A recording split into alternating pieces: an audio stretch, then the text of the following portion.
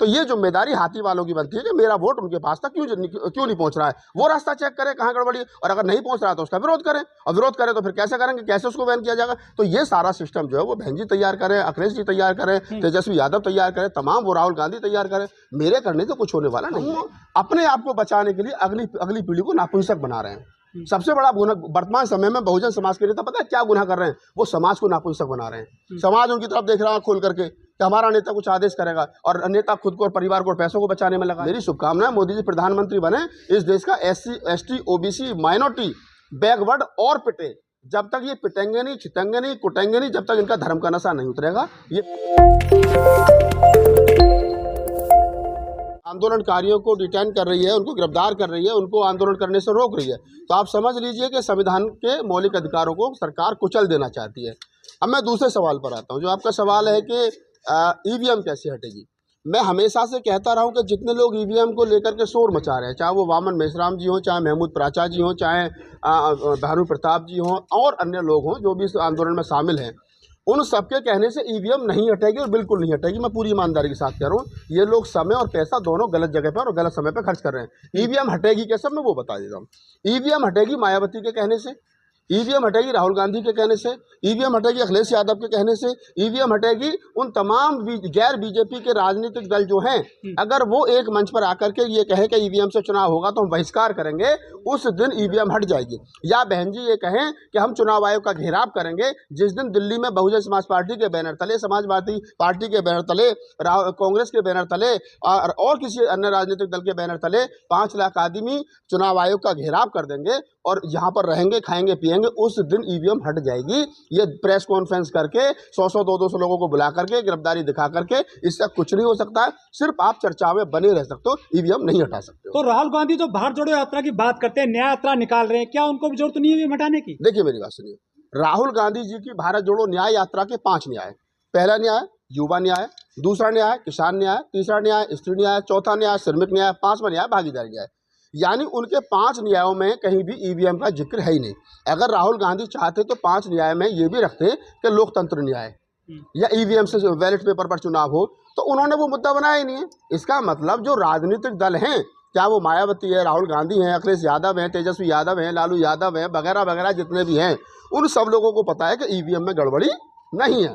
और जो लोग, क्योंकि देखिए प्रधानमंत्री किसको बनना है, बहन जी को, मुख्यमंत्री किसको बनना है, अखिलेश यादव को, मुख्यमंत्री किसको बनना है, तेजस्वी यादव को, मुख्यमंत्री किसको बनना है, और दूसरे लोगों को, अखिलेश को। तो जिनको मुख्यमंत्री बनना है, प्रधानमंत्री बनना है, वो EVM का विरोध करें, क्योंकि जब वोट उनको पड़ेगा तो वो बनेंगे।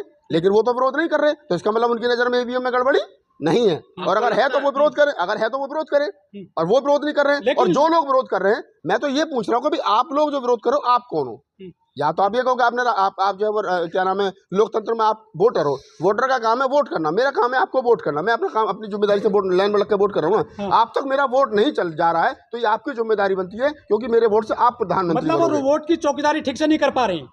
बिल्कुल नहीं कर पा रहे हैं। अगर उनको लगता है कि वोटों की चोरी हो रही है, तो मेरा सबसे बड़ा सवाल यह है कि वोटों की चोरी रोकेगा कौन? वोटों की चोरी रोकेगी विपक्षी दल। भानु प्रताप जी के बस की नहीं है, महमूद प्राचा जी के बस की नहीं है, ठीक है, क्या नाम है अपना वामन मेश्राम जी के बस की नहीं है। ये जितने लोग 10, 20, 50 लोग देश भर में कह रहे हैं कि हम EVM से क्या नाम चुनाव होना बंद करवाएंगे या हम EVM फोड़ेंगे, तोड़ेंगे, ये कुछ नहीं होगा। 10 दिन के बाद में आचार संहिता लग जाएगी। इसी देश में आप भी यही और मैं भी यही हूँ। पूरी जिम्मेदारी से कह रहा हूँ, 2024 का चुनाव EVM से होगा, क्योंकि ये मोदी है, अपने बाप की नहीं मानता। आप सब नेगेटिव बात बहुत ज्यादा करते हैं। आप लोकतंत्र में विरोध प्रदर्शन को आप नहीं मान रहे हैं।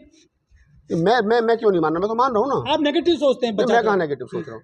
आपने जो सवाल किया मैंने उसका पूरी ईमानदारी से जवाब दिया, और अब मैं ये कह रहा हूँ मतलब आंदोलन ना करे आम आदमी? बिल्कुल करे, उसका फंडामेंटल राइट है आंदोलन करना, उसका व्यक्तिगत अधिकार, संवैधानिक अधिकार है। और अगर जो सरकार संवैधानिक अधिकार को कुचल रही है, इसका मतलब सीधा सीधा ये है कि वो सरकार भारतीय संविधान में विश्वास नहीं करती है, वो मनुस्मृति में विश्वास करती है। वो भारतीय संविधान के आर्टिकल जिन्होंने भारतीय संविधान के आम लोगों के हक हकूक की बात की गई है, वो उसमें विश्वास नहीं करती है। इसका मतलब सीधा सीधा सा ये है कि वर्तमान समय में जो हालात मुल्क के अंदर बन रहे हैं, मुल्क गृह युद्ध की तरफ जा रहा है। और मैं फिर कह रहा हूँ कि राजनीतिक दलों की जिम्मेदारी बनती है वो आएँ और इसका विरोध करें, सरकार को हटाएं और हमेशा के लिए EVM को बैन करें और बैलेट पेपर पर वापस आएं, तब जाकर के लोकतंत्र सुरक्षित हो पाएगा। आपकी नज़र में क्या है, EVM में फ्रॉड होता है? देखो, मैं तो नहीं कह रहा फ्रॉड होता है, और ना मैं कह रहा नहीं होता है, जब मेरा वोट मैं डाल रहा हूं और वहां मुझे पर्ची दिखाई दे रही है तो मैं तो संतुष्ट हो गया ना। अब जिसको मैं वोट डाल रहा हूं वो कह रहा है कि मुझ तक वोट नहीं है, अब उसका पार्ट शुरू होता है ना। अगर मैं हाथी पर वोट डाल रहा हूं और मेरा वोट हाथी पर नहीं पहुंच रहा है तो ये जिम्मेदारी हाथी वालों की बनती है कि मेरा वोट उनके पास तक क्यों नहीं पहुंच रहा है। वो रास्ता चेक करें कहाँ गड़बड़ी, और अगर नहीं पहुंच रहा तो उसका विरोध करें, और विरोध करें तो फिर कैसे करेंगे, कैसे उसको बैन किया जाएगा। तो ये सारा सिस्टम जो है वो बहन जी तैयार करें, अखिलेश जी तैयार करें, तेजस्वी यादव तैयार करें, तमाम वो राहुल गांधी तैयार करें। मेरे करने से कुछ होने वाला नहीं है। लेकिन नेता ये कह रहे हैं कि हम तो विधायक बनेंगे, सांसद बनेंगे, मंत्री बनेंगे, लेकिन नुकसान आम जनता का होगा, उनका विकास नहीं होगा, उनका अधिकार मारे जाएंगे, इसलिए जनता सड़क पर आए। अच्छा एक बात बताओ, मैंने आपकी बात मान ली कि भाई जनता सड़क पर आए, किसके आह्वान पर आए, किसके आह्वान पर आए? अगर बहन जी कहे कि ईवीएम का विरोध करेंगे चलो दिल्ली नारा दे तो लोग आएंगे ना। अगर अखिलेश यादव कहे कि चलो दिल्ली तो आएंगे ना। अगर तेजस्वी यादव कहे कि चलो दिल्ली ईवीएम के खिलाफ में तो आएंगे ना। ममता बनर्जी कहे तो आएंगे ना, आएंगे ना। अब भानु प्रताप जी कहे कि चलो दिल्ली, तो कितने लोग आए थे जंतर मंतर पर? 200। वो आए थे, क्या नाम है, वामन मेश्राम जी, चलो दिल्ली, कितने थे? 2000 होते। तो 1000, 2000, 4000, 5000, 10,000 आदमी इकट्ठा करके आप सोचो कि ईवीएम हटवा दोगे तो नहीं हटेगी। ईवीएम हटवाने के लिए मेरी गारंटी है, मैं हटवा दूंगा ईवीएम।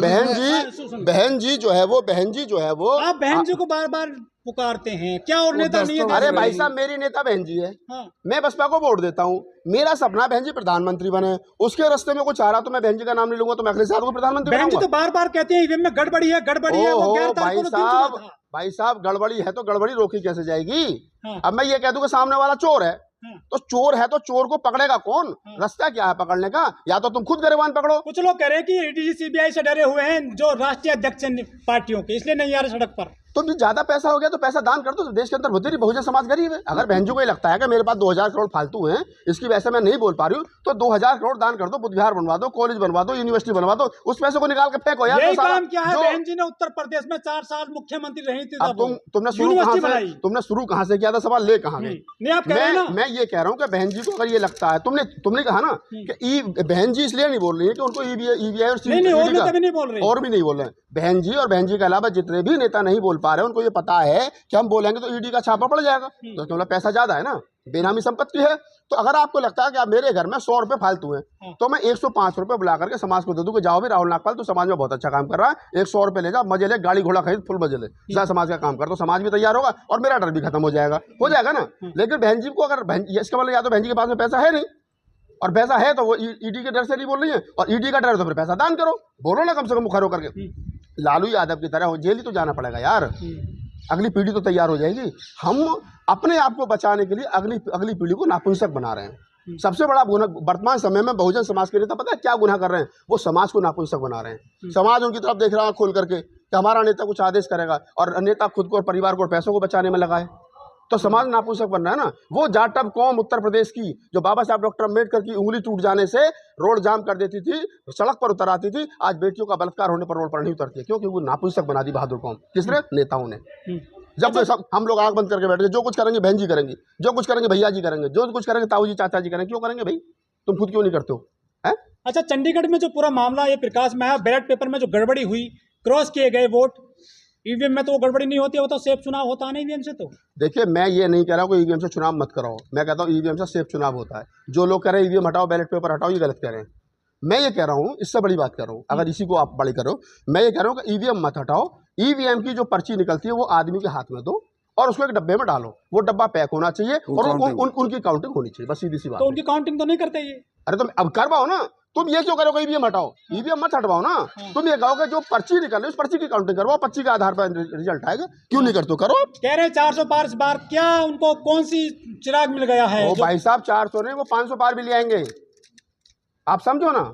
इस देश के अंदर जो धर्म का नशा है वो इतना बड़ा हो गया है, आप समझिए उस बात को, कि उसके चलते हर आदमी, देखिए 69,000 शिक्षक भर्ती घोटाला आपके सामने हुआ, रिजल्ट क्या हुआ? 0 बटा सन्नाटा। अभी 60,000 पुलिसकर्मियों की वैकेंसी आई थी, पेपर लीक हुआ, रिजल्ट क्या हुआ? 0 बटा सन्नाटा। इस देश के अंदर एमटेक बीटेक करने के बाद में बच्चे बेरोजगार घूम रहे हैं, और मोदी जी ने सबने क्या नारा लगा रखा है कि धारा 370 हटा दी, हमने मंदिर बनवा दिया, और युवा भी खुश है, उसको नौकरी की जरूरत है ही नहीं। वो अब तुम जाके बात करो ना रोड पे कि क्या करते हो, कि साहब इंटर कर रखा, बीए कर रखा, बीएससी कर रखा, करता क्या हूँ साहब, वो ठेली चलाता हूँ, उसको नौकरी की जरूरत नहीं है। वो टर्री चला रहे हो, टर्री पर उसने जय श्री राम का झंडा लगा रखा है, तो वो एमएससी और बीएससी और पीएचडी और एमफिल और बीटेक और एमटेक करने के बाद में जो बंदा अपनी मोटरसाइकिल पर जय श्री राम का झंडा लगा करके घूम रहा है तो उसको धंधे की जरूरत नहीं है, उसको झंडे की जरूरत है। आप समझिए मोदी जी ने सही नवज पकड़ रखी है और मोदी जी को मेरी शुभकामनाएं हैं। वो 2024 में पुनः प्रधानमंत्री चुन करके आएंगे और मुझे जैसा लग रहा है वो 400 पार ही आएंगे, ये भी मैं आपको बता रहा हूँ। तो टूटेगा कांग्रेस का रिकॉर्ड? नहीं, कांग्रेस का रिकॉर्ड नहीं, 414 थी रिकॉर्ड हाँ, तो रिकॉर्ड टूट सकता है, कौन सी बड़ी बात है। मेरी शुभकामनाएं, मोदी जी प्रधानमंत्री बने, इस देश का SC ST OBC minority backward और पिटे।